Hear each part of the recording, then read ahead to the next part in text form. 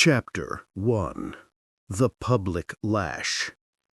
The chandeliers of Blackwood Manor blazed like captured suns, 1,000 candles dripping wax onto silver sconces, while the orchestra sawed through a waltz that sounded almost like screaming. Every planter on Saint-Noire was here tonight, silk and satin, and the sour stink of rum thick in the air. They had come to watch Isolde Blackwood receive the governor's formal proposal on behalf of his nephew. They had also come to watch her break something beautiful. In the center of the marble floor, Darius Kane knelt shirtless, wrists bound high to an iron ring bolted into the ceiling. The scars across his back were pale rivers against bronze skin, old signatures written by her own hand. His head was bowed, but not low enough to hide the steady rise and fall of his shoulders. He was breathing like a man who had already decided how this night would end. Isolde stood behind him in a gown the color of fresh blood, corset laced so tight her waist looked breakable, raven hair coiled high, diamonds flashing at her throat like frost on a blade. To the crowd she was perfection, la reine noire, 24 years old and already legend. She lifted the whip. The first crack split the music in half. Leather kissed skin with a sound like a branch snapping in fire. A red line bloomed across Darius's back, and the room exhaled in pleasure. Again, someone called, laughing. Isolde's arm rose and fell, rose and fell. 6 lashes, 7, each one precise, artistic. Blood traced the old scars and dripped to the marble in perfect rhythm.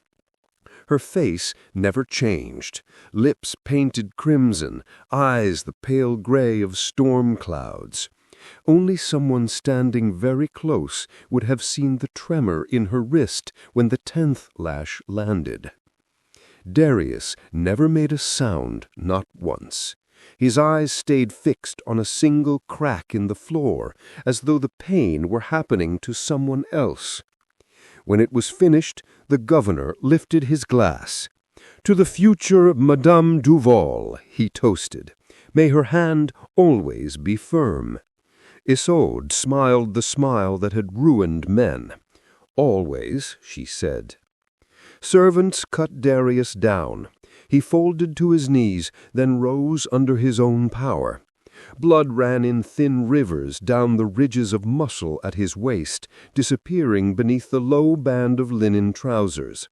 2 footmen dragged him by the elbows. The orchestra struck up again. Skirts whirled. No one noticed that Isolde's fingers were white around the handle of the whip. 3 hours later, the last carriage rolled down the torch-lit drive. The manor settled into the hush of a house pretending to sleep. Isolde climbed the west staircase alone, the blood-colored gown trailing behind her like a wound.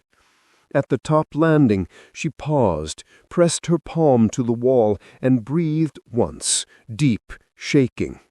Then she walked to the last door on the left, turned the key herself, and stepped inside. The room was dark except for a single candle on the washstand. Darius stood waiting, back to her, shoulders gleaming with fresh linen bandages he had not yet tied. The whip lay coiled on the floor like a sleeping snake. She closed the door. The click of the lock sounded louder than any lash. For a long moment, neither moved. Then Isolde crossed the room in a rustle of silk and sank to her knees on the rug in front of him. Her proud tilt of her chin vanished. Her forehead touched the floor at his feet. "I'm sorry," she whispered, voice cracked open. "I'm sorry, I'm sorry." Strong hands slid under her arms and lifted her up.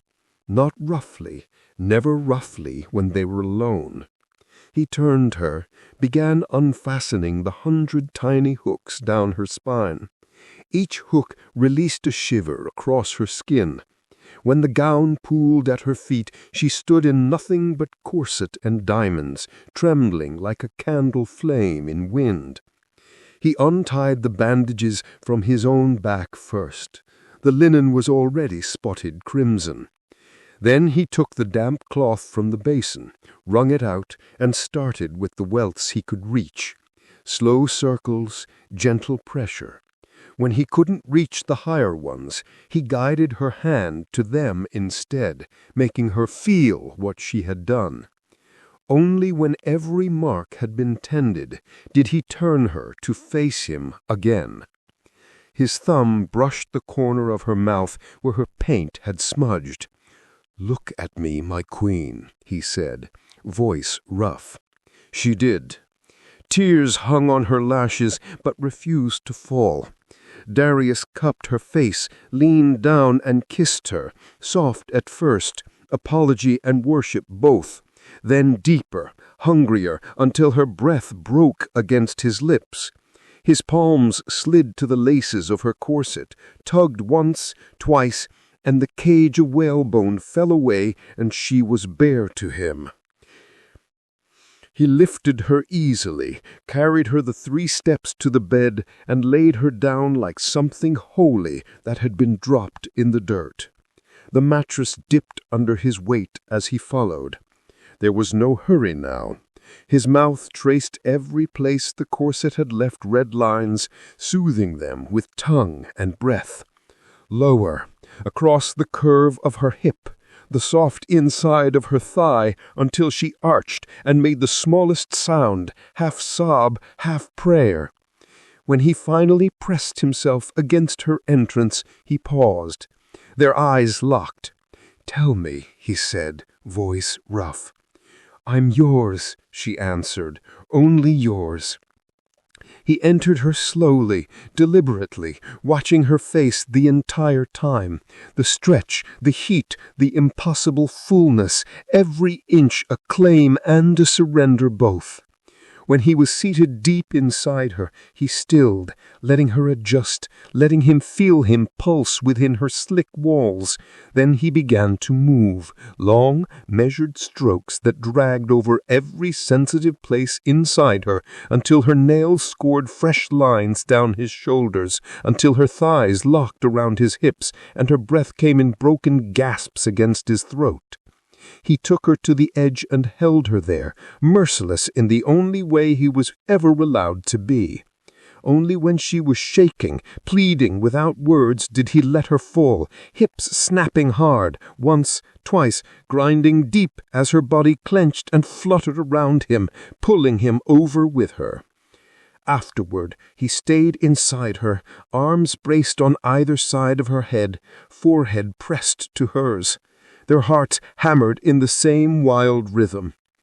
Isolde's fingers traced the newest welt across his back, feather light. "I hate myself," she whispered. "I know," he said against her lips. "That's why I keep forgiving you." Outside, the trade winds rattled the shutters. Inside, the candle guttered low, throwing long shadows that looked almost like chains. Neither of them slept. End of Chapter 1. Chapter 2.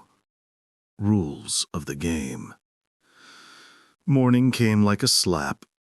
The sun rose over the cane fields in a blaze of gold and green, and the plantation bell clanged at 5 sharp. Sleighs spilled from their rows of wooden huts, heads bowed, feet already bleeding from yesterday's stubble. By 6, the courtyard of Blackwood Manor was a stage again. Darius stood barefoot on the hot stones, wrists locked into iron cuffs chained to a post in the center of the yard. The welts from last night's ball had scabbed over into angry red ridges that pulled every time he breathed. His linen trousers hung low on his hips, the only thing he was allowed to wear when Isolde wanted the household to remember who owned him. She appeared on the veranda in riding habit, black velvet jacket, white skirt split for the saddle, hair braided tight like a whip itself. A dozen house servants and 3 visiting overseers waited below, sipping coffee, ready for the daily performance. Isolde descended the steps slowly, crop in hand. The click of her boots echoed. "She eyes down," she said, voice carrying like cut glass. Darius lowered his gaze to the dirt between her boots. The sun burned the back of his neck. She circled him once, trailing the leather tip of the crop along the fresh scabs. When it caught on a half-healed welt and tore it open, he didn't flinch. Blood beaded and ran. "Lazy yesterday," she announced to the audience. "Left fingerprints on the silver. You know what happens to careless hands." She struck the backs of his thighs, 3 quick snaps that left white lines turning scarlet. The overseers cluckled. A maid gasped and looked away. Isolde's face stayed cold marble. When it was done, she unhooked the chain herself, letting the cuffs fall with a clank. "Stable, now." He walked ahead of her, blood trickling down the backs of his legs, past the gawking servants, past the wide-eyed kitchen girls who knew better than to meet his eyes. The stable smelled of hay and horse and hot iron.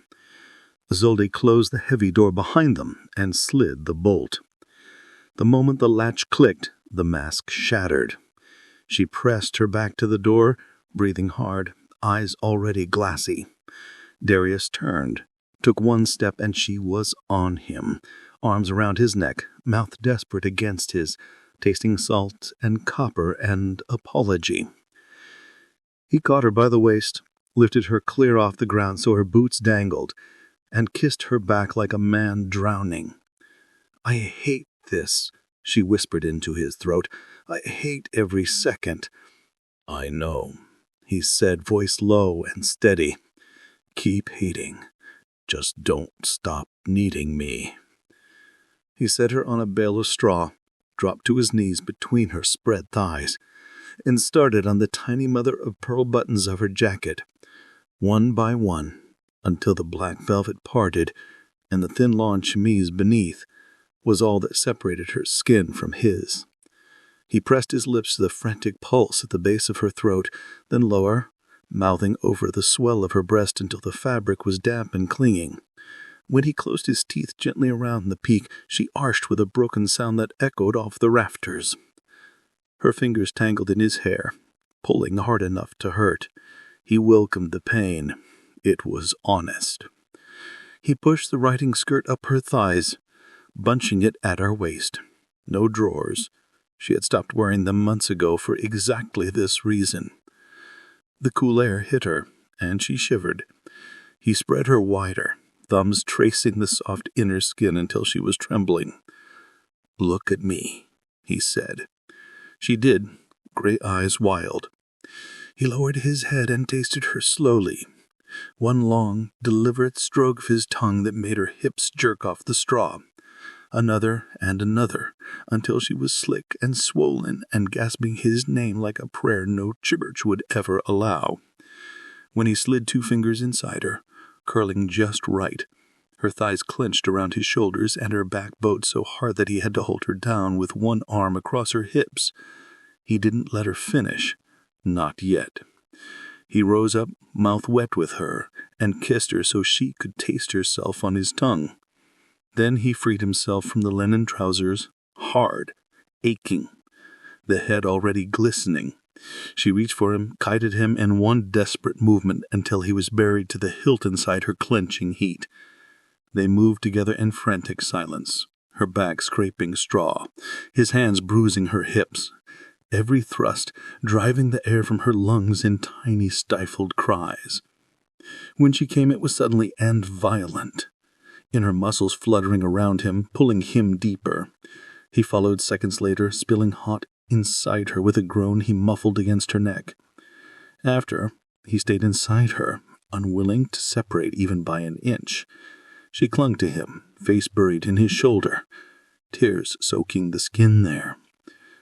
"I'm bleeding again," he murmured against her hair, meaning the welts. "I'll clean them," she answered, voice thick. Let me take care of you now."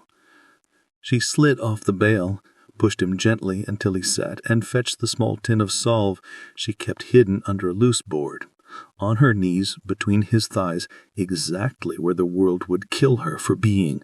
She worked the ointment into every lash mark with trembling fingers. When she reached the ones across his lower back, she pressed her lips to each ridge, soft kisses that tasted salt and guilt.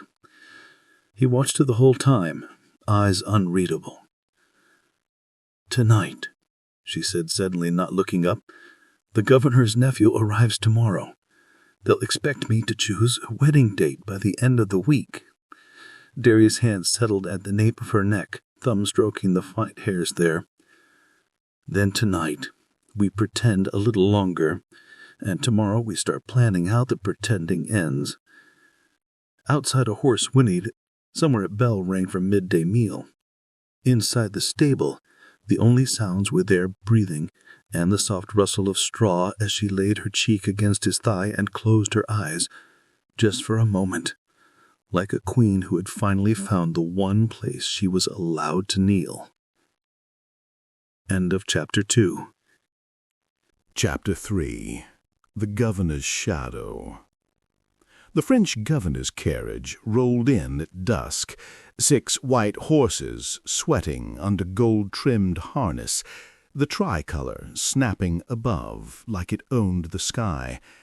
Governor Duval stepped down in a uniform stiff with braid, eyes small and wet and hungry. He kissed Isolde's gloved hand too long, lingered on the pulse at her wrist, and smiled like a man who had already counted her dowry. Behind him, his nephew, Etienne, pale, thin-lipped, smelling of Paris cologne and entitlement, looked Darius over the way a butcher studies a side of beef. That night at dinner, Duval announced his purpose. The crown required stronger ties to Saint-Noire's sugar fortunes.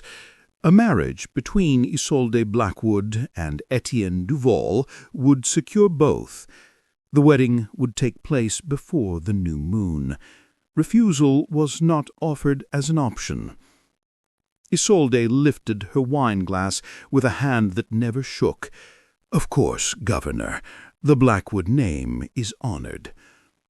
Darius stood behind her chair, silent, filling glasses.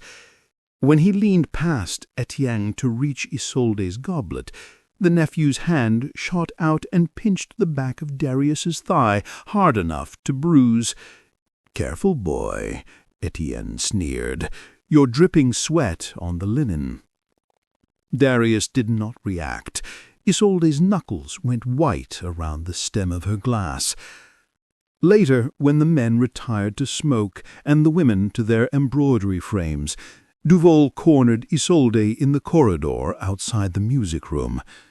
"Your servant," he said, voice oily, "too proud. I saw it in his eyes. Proud stock breeds rebellion. I'll have him gelded tomorrow, just to be safe." Isolde's smile was winter. "He is disciplined, Governor. Allow me to demonstrate." She summoned Darius to the moonlit courtyard, where torches hissed in iron brackets. Duval and half the household watched from the veranda, cigars glowing like devil eyes. 20 lashes, she ordered the overseer, for insolence. The overseer hesitated. 20 was a killing number for fresh wounds. Isolde's stare make him raise the whip. She took it from his hand herself. The first strike split an old scab. Blood sprayed across the stones. By the 10th, Darius's knees buckled. By the 15th, his breath came in wet, ragged pools. At 19, he sagged against the post, held upright only by the ropes. Isolde delivered the 20th with a crack that echoed off the manor walls like a gunshot. She handed the whip back without a word and walked inside. No one saw her hand shake until she was behind her bedroom door. Midnight found Darius in the small infirmary hut behind the kitchens. A field hand had dragged him there, half-conscious. Isolde slipped in, wearing only a dressing gown, hair loose down her back like spilled ink. She locked the door, lit one candle, and knelt beside the narrow cot. He was on his stomach, back a ruin of overlapping welts, some split to raw meat. The smell of blood and rum antiseptic hung thick. She soaked linen in a basin of cool water and began cleaning him, stroke by careful stroke. When the cloth touched a particularly deep gash, he hissed through his teeth. "I'm here," she whispered. "I'm here. I'm here." His hand found hers in the dark, fingers threading tight. When the worst was cleaned, he eased him onto his side, slow, agonizing, and curled against his chest. The dressing gown fell open. Her bare skin met the heat of his. She kissed the corner of his mouth, his jaw, the salt tracks of dried tears on his cheek. He rolled her gently beneath him, mindful of every wound. She opened for him without hesitation, thighs parting, guiding him in with trembling hands. He entered her in one slow glide, both of them gasping at the slick, perfect fit. The cot creaked beneath them as he moved, shallow, careful thrusts that still managed to reach every secret place inside her. She wrapped her legs high around his waist, heels digging into the small of his back, urging him deeper, even as tears slipped from the corner of her eyes. His mouth found her throat, teeth scraping lightly, then soothing with his tongue. She arched, inner muscles fluttering around him, drawing a broken groan from his chest. When release came, it was quiet and shattering, her biting his shoulder to stay silent, him pulsing hot and endless inside her until they were both shaking. After, he stayed buried deep, forehead pressed to hers. "They want to cut you tomorrow," she whispered against his lips. "Then tonight you cut me free instead." From under the cot he drew a folded scrap of paper, passed to him by a kitchen boy who owed him his life, a rough map of the island's northern coves, marked with a single X. "The rebellion is ready," he said. "They wait for my word, but I won't give it unless you come with me." Isolde stared at the map, then at the ruin of his back, then at the fierce, steady love in his eyes. She kissed him once, hard, claiming. "Give the word," she said. "I'm done pretending alone." Outside, the plantation dogs began to bark at something moving in the cane. Inside, two hearts beat the same reckless rhythm against impossible odds.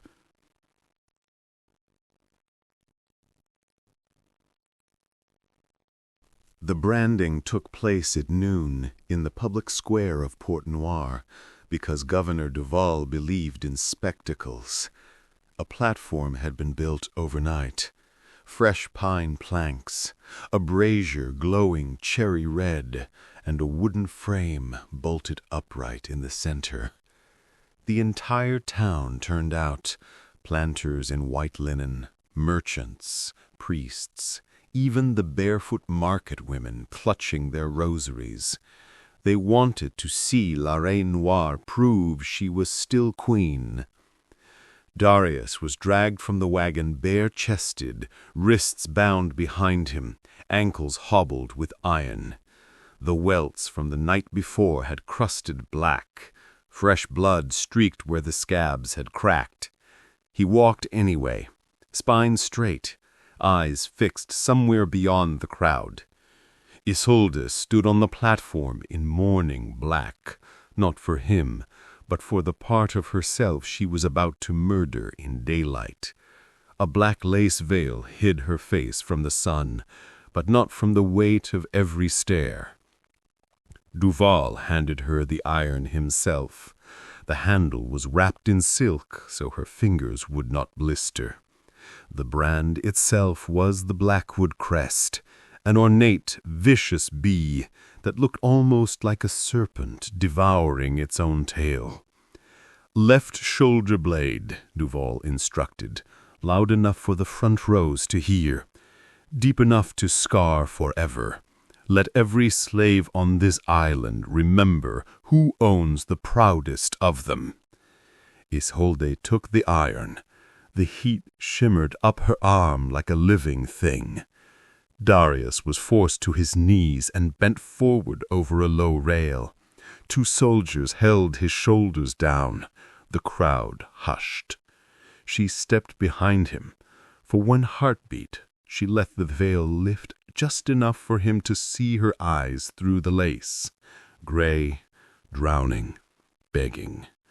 Then the veil dropped again. The iron hissed when it met skin. The smell of burning flesh rolled across the square like a wave. Darius's entire body jerked, a single choked sound tearing out of him before his teeth clamped shut on it. Smoke curled up around the brand, carrying tiny flecks of charred skin. When she pulled the iron away, the crest stood out livid red, blistered, perfect. The crowd roared approval. She did not wait for more. She dropped the iron, turned on her heel, and walked off the platform as though the screams behind her belonged to someone else. That night the manor was quiet, too quiet. Isolde locked herself in her rooms and drank half a bottle of laudanum-laced wine. When the drug finally dragged her under, the nightmares came. Darius screaming, the brand sinking deeper, eating through muscle and bone until it touched his heart. She woke, gasping, sheaths tangled around her legs, skin clammy. The moon hung bloated and orange outside the windows. The door opened without a knock. Darius stepped inside, barefoot, bare-shirted, the fresh brand hidden beneath a loose linen bandage. His eyes were too bright, fever or fury, she couldn't tell. He crossed the room in 3 strides, caught her by the throat, and slammed her back against the bedpost. The impact drove the air from her lungs. For 1 terrifying second she thought he would kill her. His grip tightened, thumb pressing the frantic leap of her pulse. Tears tracked silently down his cheeks. "You burned me," he rasped. "I had to," she choked out. His mouth crashed down on hers, brutal, punishing, tasting of blood and salt. She kissed him back just as hard, nails raking down his arms, drawing fresh crimson from half-healed cuts. They tore at each other like animals, grief and rage and love braided so tight there was no telling where one ended and the other's began. He spun her, bent her over the foot of the bed, and shoved her nightgown up to her waist. She heard the rustle of linen, felt the blunt heat of him pressing against her entrance. No gentleness tonight. He entered her in 1 savage thrust that tore a cry from her throat. She was slick despite everything, her body always traitorous where he was concerned. He set a punishing rhythm, hips slamming against her backside, 1 hand fisted in her hair, the other gripping the brand through the bandage, as though reminding himself who had put it there. Each thrust drove her forward onto the mattress until her toes barely touched the floor. The pain in his shoulder made him snarl against her neck, teeth sinking into the soft place where throat met shoulder hard enough to bruise. She came with a shattered sob, inner walls clenching around him in violent pulses. He followed moments later, burying himself deep and spilling in long, shuddering waves that left them both trembling. Only then did he collapse over her, breath ragged, tears wetting her spine. "I hate you," he whispered into her skin. "I know," she answered, voice breaking. "I hate me more." Silence stretched, thick and suffocating. Then, softly, she said the words she had never dared before. "I'm with child." His whole body went rigid above her. She turned in his arms, cupped his stunned face. 2 months. I've known for weeks. If they find out, they'll take it, he finished. Call it property. Sell it before it draws breath. She nodded, tears finally falling. Darius pressed his forehead to hers. Then, "We stop pretending tomorrow. The rebellion begins at the full moon. You, me, and whatever comes after, we leave this island in flames if we have to." He kissed her once more, slow, deliberate, sealing the vow. Outside, thunder growled over the cane fields, the first warning of the storm that would either free them or drown them both.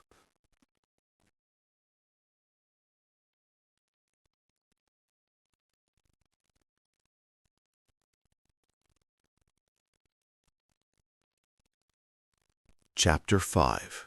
Poison and Promises. The moon swelled like a bruise in the sky, 3 nights from full. Isolde stood at her dressing table in nothing but a thin silk shift, candlelight flickering across the faint curve of her belly that only she and Darius could yet see. In her palm lay a small crystal vial, nightshade and hemlock, distilled by the old cook who once served her mother.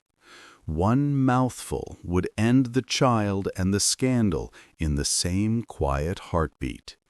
2 mouthfuls would end her with it. She uncorked it. The smell was green and bitter, like crushed almonds and death. Behind her, the door opened without sound. Darius stepped inside, closed it, turned the key.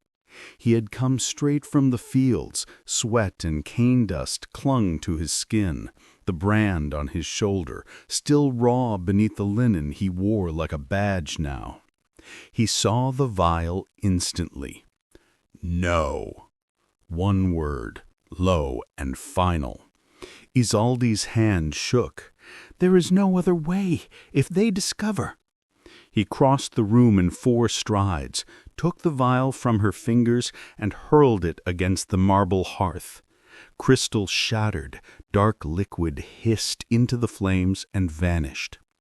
"You will not die for their sins, and you will not kill what we made." She stared at the empty hearth, then at him, tears already falling. "Then what do we do? Duval counts the days until the wedding. Etienne watches me like he can smell it on me already. 1 examination by their doctor and—" Darius caught her face between calloused hands and smothered a moan with his mouth. "Then we move the rebellion forward. Full moon was the plan. We take it tonight." "Tonight?" Her voice cracked. "The signal fires aren't plants. Half the northern men haven't—" "Tonight," he repeated, "because tomorrow they will chain me in the yard again, and this time they won't stop at branding." He pulled her against him, palms sliding down to cradle the barely there swell of her stomach with a gentleness that broke her all over again. "I will burn this island to the ground before I let them touch you or our child," he said against her hair. "Swear it on every scar you ever gave me." She clung to him, nails digging into his back hard enough to reopen welts. "Then let me burn with you." He kissed her, slow, deep, tasting of salt and smoke and the promise of ruin. There was no time for softness tonight. He lifted her onto the dressing table, scattering combs and perfume bottles. Her shift tore beneath impatient hands. Cool air kissed her skin a moment before his mouth followed, hot, open-mouthed kisses down her throat, across the slope of one breast, teeth closing gently over the peak until she arched with a sharp cry. His palms slid beneath her thighs, spreading her wide, lifting her hips to meet him. When he entered her, it was urgent, no slow glide, just one fierce thrust that seated him to the hilt inside her slick heat. She wrapped her legs high around his waist, heels digging into the small of his back, urging him harder, deeper. The table rocked beneath them, wood groaning in protest. Each stroke dragged a broken sound from her throat. Each withdrawal left her empty for a heartbeat too long. He angled his hips just right, and she shattered almost instantly, inner walls fluttering wildly around him, pulling him deeper as waves of pleasure crashed through her. He kept moving through it, relentless, until her second climax dragged him over the edge with her. He spilled inside her in long, pulsing waves, forehead pressed to hers, both of them trembling in the aftermath. After he stayed inside her, unwilling to separate even by an inch, his hand settled protectively over her belly. "Tonight," he whispered again, "when the house sleeps, I slip out the west gate. The men will be waiting with torches and blades. At the first fire on the ridge, every slave on this island will know it's time." "And me?" she asked, voice small. "You will be ready at the stables with whatever gold and papers you can carry. Midnight, I come for you myself." She nodded, tears slipping into the hollow of his throat. He kissed her once more, slow, sealing. No more poison, only promises now. Hours later, when the manor finally slept and the dogs were quiet, Isolde stood at her window watching the ridge. A single spark bloomed against the dark, then another, and another. Orange light crawled across the cane like a living thing. She pressed both hands to her stomach, felt the tiny life there, and whispered into the night, "Hold on, we're coming." Behind her, the great house still slumbered, unaware that its queen had just lit the match that would burn it all down. End of Chapter 5. Chapter 6. Fractured Hearts. The wedding gown arrived at dawn, carried in by 6 seamstresses who cooed over Parisian lace in seed pearls like it was a living thing. Isolde stood on a stool while they pinned and tucked, their fingers brushing the faint swell beneath her chemise that no corset could fully hide anymore. She watched her reflection, pale, hollow-eyed, a bride already bleeding inside. Downstairs, the house buzzed with final preparations. Etienne Duval strutted through the halls in his lieutenant's uniform, drunk on power and rum, slapping Darius across the face whenever their paths crossed for practice. Each time, Darius's jaw clenched, but he said nothing. The brand on his shoulder whipped clear fluid through the linen. Infection had set in overnight. By noon, the heat was murderous. Isolde sent every servant away under the pretense of a headache, locked her door, and waited. Darius came through the servants' passage just after the 2 o'clock bell, moving like a shadow. His eyes were glassy with fever, but the hand that caught her wrist was iron. "It's time," he rasped. She had a leather satchel ready. Jewels, the plantation deeds, 2 pistols, and the dagger he had given her weeks ago. She wore only a simple cotton dress now, no corset, no petticoats. Easier to run, easier to burn.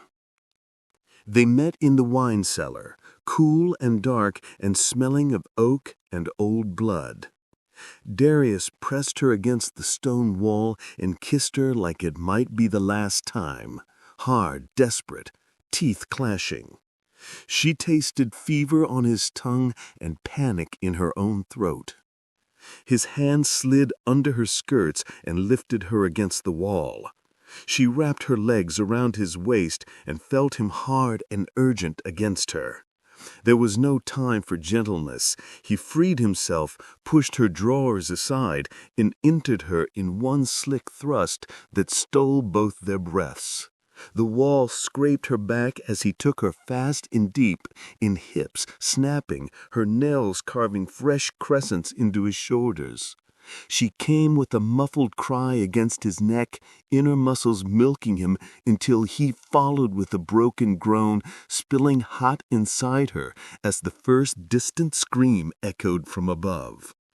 They separated only when footsteps pounded overhead, boots on floorboards, a woman shrieking. Darius set her down, pressed the dagger into her hand. "Stables, go now. I hold them here." "No," she caught his sleeve. "Together." He kissed her once more, quick and fierce, then pushed her towards the side passage that led to the kitchens. They burst into the courtyard as the first torch sailed over the manor wall and landed on the dry thatch roof of the stables. Flames whooshed up with a roar. Slaves poured from every direction, some with machetes, some with nothing but rage, cutting down the overseers who stumbled half-dressed from their quarters. Etienne appeared on the veranda in shirt-sleeves, pistol raised. "Traitors, every last—" Darius hit him like a cannon shot, driving him to the ground. They rolled, fists and blood and curses. Isolde saw the glint of Etienne's blade, saw it slash towards Darius's throat. She didn't think. She simply ran, skirt hiked high, and drove her own dagger into Etienne's side up to the hilt. He screamed, "High animal!" Darius wrenched the pistol free and fired point blank into Etienne's chest. The body jerked once and went still. Smoke billowed thick now, stinging eyes, turning the afternoon sun blood red. Darius grabbed Isolde's hand, and they ran through the chaos, past burning buildings, past bodies, past slaves who knelt when they saw him and rose again when he shouted freedom. They reached the stables as the roof collapsed in a fountain of sparks. Horses screamed inside. Darius kicked the doors open and let out two half-mad geldings already saddled for the wedding carriages. He threw Isolde up onto one, vaulted onto the other bareback.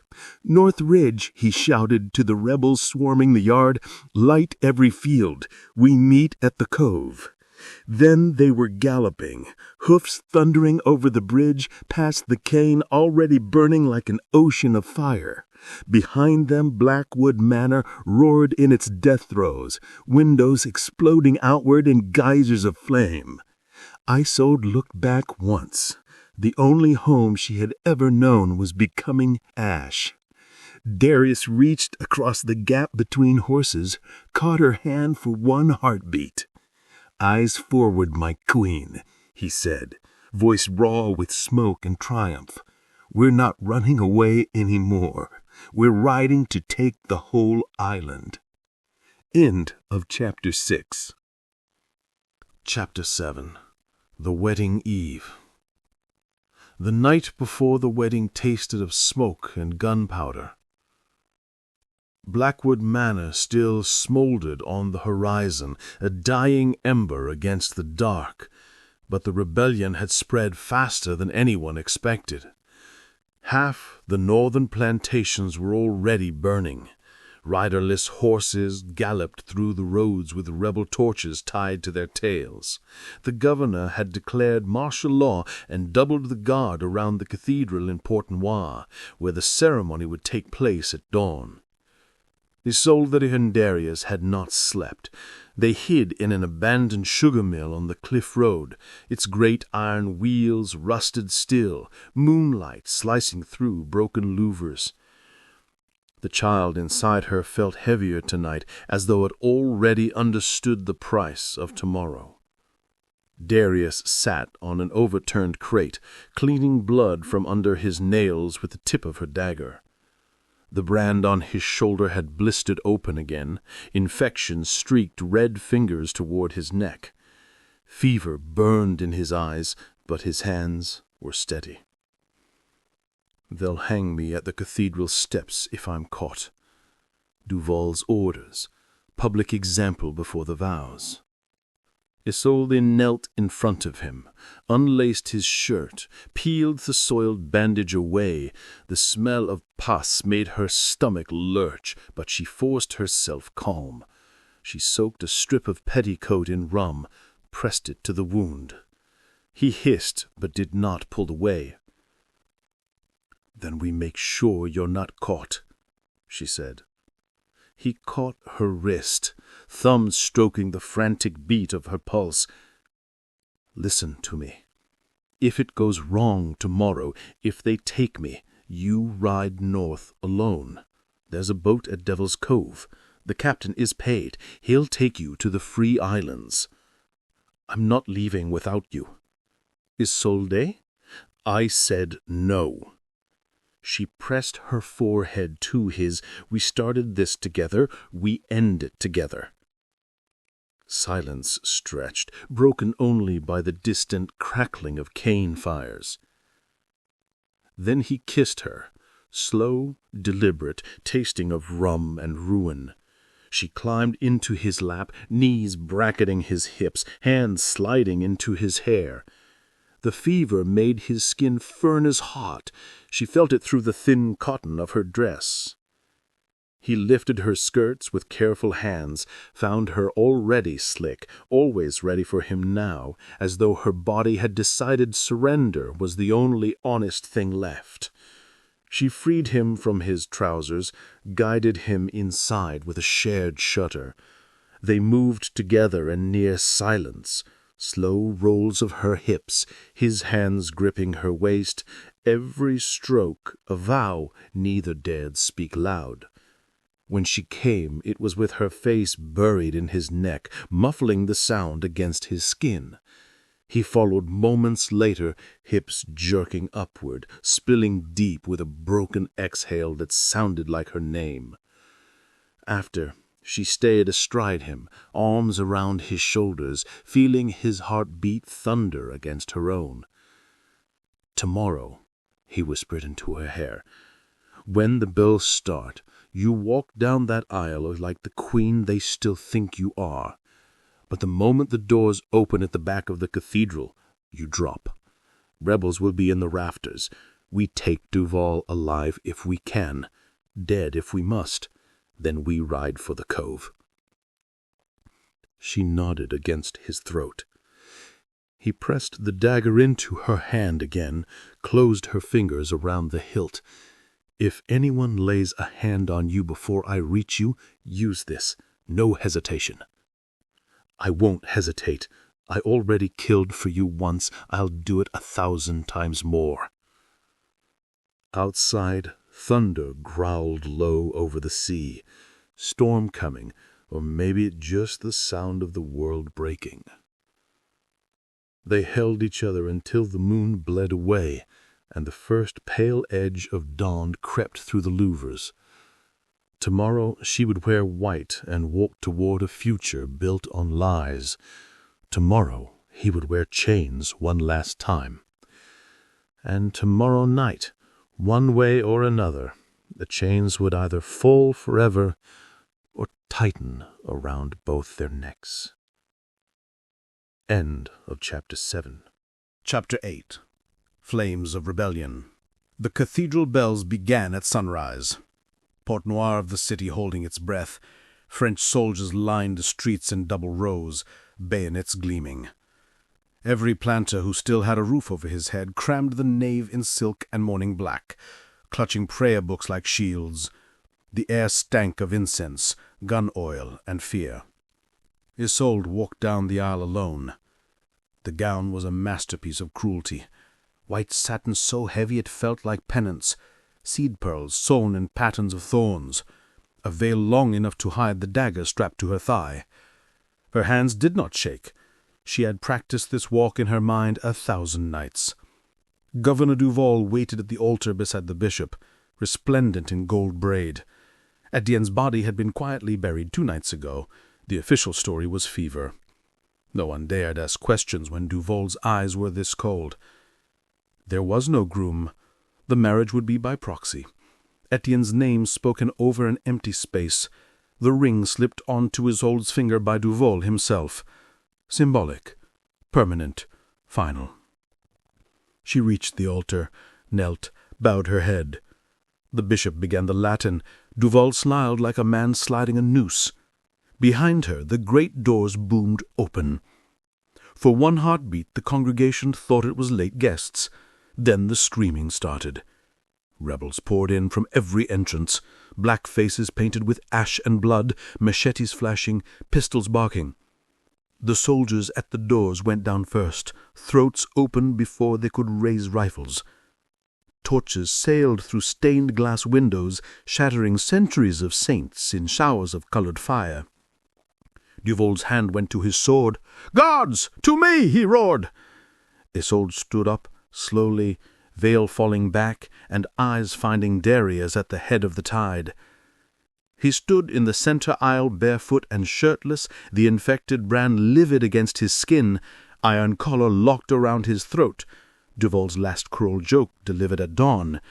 But the chain that had once tethered that collar to the altar rail now hung broken in his fist like a whip. Their eyes locked across the chaos. He started toward her. Pews overturned, women shrieked, men clawed for the side chapels. Bullets whined off stone. A rebel beside Darius took a bayonet to the gut and kept coming long enough to bury his machete in the soldier's skull. Duval grabbed Isolde's arm, jerked her in front of him like a shield, sword at her throat. "Back!" he roared. "Or she dies here!" Darius stopped 10 feet away, chest heaving, blood, his own and others, streaking his skin. "Let her go," he said, voice carrying over the screams like a drum. "Your fight is with me." Duval laughed, pressing the blade until a thin line of red appeared beneath Isolde's jaw. "Kneel, slave, kneel and watch me marry her with your bastard in her belly." The cathedral fell into an unnatural hush. Even the rebels held. Darius's knees bent. Isolde felt the world tilt. She saw his mouth form the word "No!" In the rafters above, a shadow moved, one of the rebels with a musket. The shot cracked. Duval's shoulder exploded in red mist. He staggered, sword clattering away. Isolde spun, snatched the fallen blade, and drove it upward under his ribs with every ounce of strength in her body. Once, twice. On the third thrust his eyes met hers, surprised, almost betrayed, before the light went out. She let him fall. The cathedral erupted again. Cheers, gunfire, the roar of fresh flames licking up velvet drapes. Darius reached her in 3 strides, caught her face between ruddy hands, kissed her hard and tasting of gunpowder and freedom. Around them the rebels sang in Creole, a low, rolling hymn of victory. He dropped to one knee, not submission, never that again, and pressed his mouth to the small curve of her belly through the ruined wedding gown. Then he stood, slid the broken chain from his collar, and looped it once around her wrist like a vow. "Time to go, my queen." They ran. Out the burning doors, down steps slick with blood, into the smoking street where rebels were already dragging chains from the public pillory and smashing them beneath their boot heels. Behind them, the cathedral bells kept ringing, wild and off-key, a death knell for everything the island had been. Ahead lay the road to the cove, the sea, and whatever came after the fire. They rode through hell to reach the sea. The road north was a gauntlet, burning cane fields on both sides, sparks swirling like angry fireflies. The air so hot it seared the lungs. Behind them came the hunt, what was left of Duval's militia, mounted dragoons in smoke-blackened uniforms, sabers drawn, screaming for the Black Queen's head and the slave who had dared touch her. Isolde's wedding gown was rags now, white turned gray and crimson, hem charred, veil long gone. She rode astride, thighs clamped to the sweating horse. Darius's arm banded around her waist to keep her in the saddle. Their second horse had gone lame miles back. They shared the one beast now, its sides heaving like bellows. The cliffs rose ahead, black basalt dropping straight into a roaring sea. Devil's Cove lay hidden below, one narrow switchback trail, a strip of sand, and the boat that waited. They were almost there. A pistol cracked behind them. The ball whined past Isolde's ear and buried itself in a palm trunk. Darius cursed, wheeled the horse hard left onto the trail.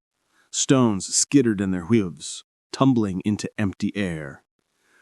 The path was barely wide enough for one rider. On their right, the cliff fell away hundreds of feet to jagged rocks and whitewater. Halfway down, the militia caught up. 6 dragoons thundered onto the trail above, cutting off retreat. Their captain raised a saber streaked with someone else's blood. "End of the road, witch! Throw down the slave and maybe we let you live long enough to hang proper." Darius yanked the horse to a halt. The animal danced on the edge, eyes rolling white. Isolde slid from the saddle, dagger already in hand. Her hair whipped wild in the wind, face streaked with soot and tears and fury. "Over my corpse," she shouted back. The captain laughed and spurred his horse down the trail. Darius dismounted, put himself between her and the riders.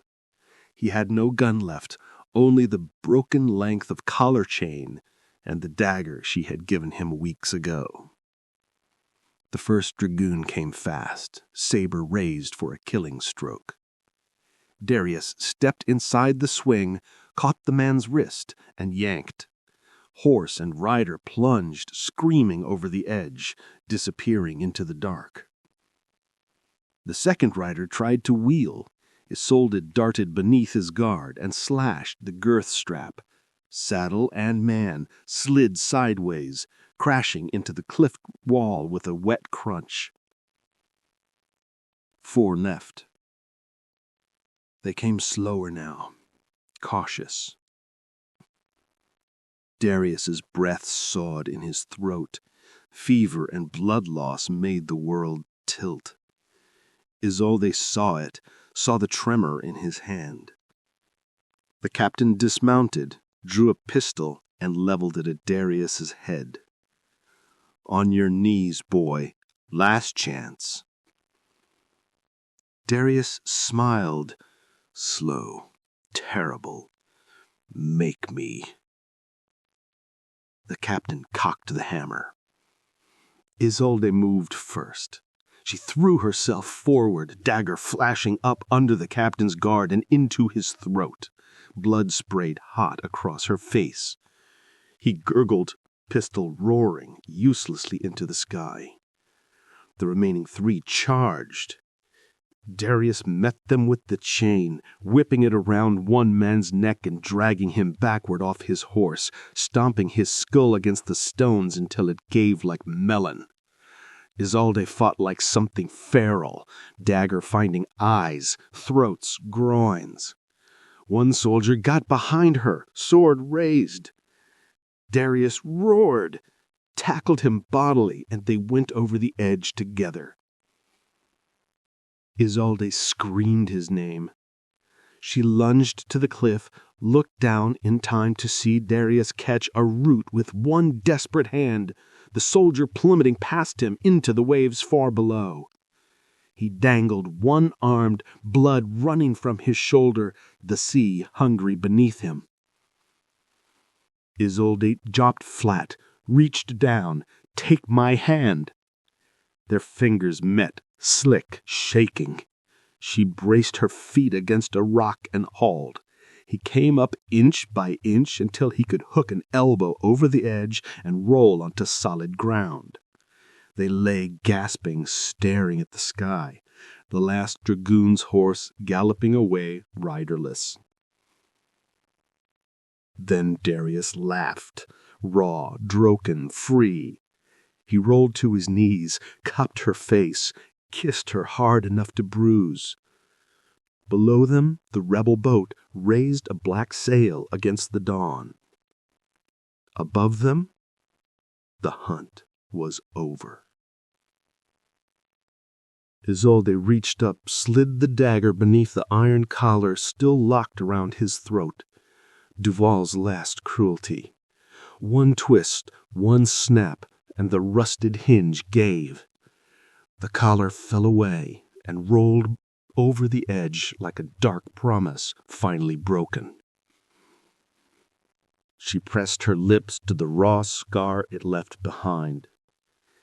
"Now I'm the one in chains," she whispered against his skin. He lifted her to her feet, kissed her once more, slow, reverent. "No, my queen, now we're both free." Hand in hand, they walked the last stretch to the cove where the boat waited, and the horizon burned gold with the new day no one had written rules for yet. End of Chapter 9. Chapter 10. Free at last. The boat cut through the dawn like a blade. Salt wind tore Isolde's mourned wedding gown into ribbons that snapped behind her like surrender flags. She stood at the prow, one hand braced on the rail, the other resting low on the curve that finally showed clear beneath the soaked cotton clinging to her skin. Darius stood behind her, arms locked around her waist, chin on her shoulder, both of them watching Saint-Noire shrink to a thin line of smoke on the horizon. No one followed. The militia was broken, the governor dead, the plantations burning from one end of the island to the other. By nightfall, the tricolor would come down forever. They made landfall 3 weeks later on a free island no map yet dared to name properly. A place where the soil was red and the air tasted of coffee blossoms and gunpowder still lingered in the songs people sang. 10 years passed like a held breath finally released. On a green hillside above a quiet bay stood a small coffee finca. Children's laughter spilled from the veranda, 3 of them now, all with their father's mouth and their mother's storm-gray eyes. The eldest boy chased his sisters with a stick for a sword, shouting that he would free the whole world before supper. Darius worked the rows, shirtless, skin baked darker than ever, scars silvered by sun and time. The brand on his shoulder had faded to a pale serpent that looked almost like a crown now. When he straightened and wiped sweat from his brow, his gaze always found the house first. Isolde watched from the shade, hair loose and threaded with premature silver, barefoot in a simple indigo dress. She was softer around the edges these days, hips fuller, laugh quicker, but the steel was still there in her spine when anyone spoke of chains. On the day their youngest turned 4, Darius came in from the fields carrying a small iron box. He set it on the table between them after the children were asleep. Inside lay the melted remains of his collar, twisted, blackened metal, hammered flat and shaped by patient hands into 2 plain rings. He took her left hand, slid one ring onto her finger. It fit perfectly, warm from his pocket. She stared at it, then at him, eyes suddenly bright. "I was waiting," he said quietly. until I was sure no one would ever put iron on either of us again. Isolde rose, walked around the table, and pushed him back into the chair. She straddled his lap, cupped his face, and kissed him slow and deep. 10 years of mornings and nights, and every moment in between, poured into it. When she pulled back, tears tracked clean lines down her dusty cheeks. "Marry me again," she whispered. "Properly this time. No altars, no masters, just us." He answered by lifting her, carrying her to their bed, and laying her down like the first night he ever dared touch her without permission. They undressed each other with the unhurried reverence of people who had earned every inch of skin. Moonlight painted silver across old scars and new stretch marks, across the body that had once owned him and the body that had once been owned. There was no dominance tonight, no performance, only 2 people who had walked through fire and come out the other side, still holding hands. He kissed every mark he had ever worn for her. She kissed every tear she had ever cried into his wounds. When he finally slid inside her, they both stilled for a long moment, just breathing, feeling the perfect fit of bodies that had learned freedom together. Then they moved, slow, deliberate strokes that built like island thunder, her hips rising to meet his hands cradling her as though she were the only thing tethering him to earth. They reached the edge together, clinging, whispering each other's names like prayers no church had ever taught them. Release rolled through them in long, shuddering waves until there was nothing but the sound of their hearts finally beating at the same speed. After, she lay with her head on his chest, tracing the faded brand with one fingertip. "Still hurts sometimes," he admitted. "Good," she said fiercely. "Let it hurt. Let it remind us what we survived." He laughed softly, the sound rumbling under her cheek. Outside, the coffee trees rustled in the trade wind. Somewhere down the hill, their children dreamed of a world without whips. Darius pressed his lips to her hair. "No more kneeling," he murmured. Isolde lifted her hand, watched moonlight catch on the ring forged from his old chains. "Only to each other," she answered. And in the quiet of a house built by free hands, under a sky no one owned, they slept, equal at last, bound only by love and the promise that if anyone ever tried to chain them again, they would burn the whole damn world down together. The end. The end. The end.